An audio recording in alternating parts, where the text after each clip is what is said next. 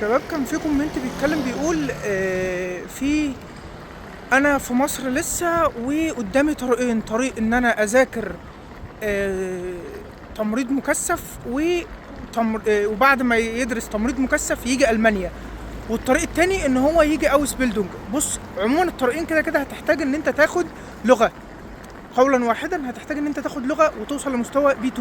طيب الفرصه اللي انت هتدرس فيها ديت اللغه، تمام؟ او انت مثلا هتيجي ان انت شايف مثلا ان انت مجرد ما انت تدرس اللغه مثلا مع البكالوريوس المكثف بتاع التمريض. لا، انا رايي انا الشخصي انت ادرس لغه، تمام، وتعالى ادرس التمريض هنا من اول وجديد.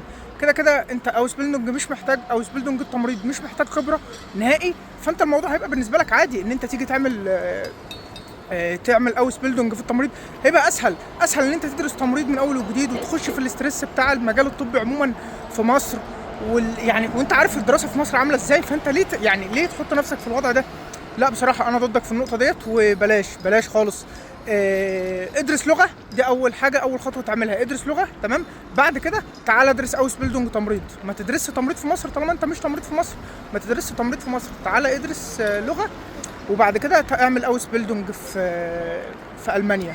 اعمل اوس بيلدونج في التمريض طالما انت حابب مجال التمريض في المانيا.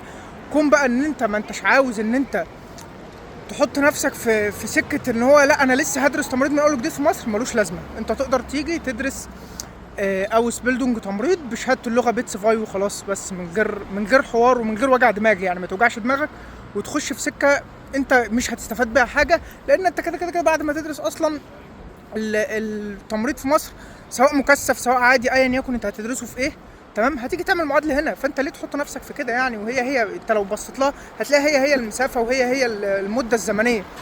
ادرس لغه وتعالى اعمل اوس بيلدونج تمريض. ده نصيحتي ليك، بالتوفيق.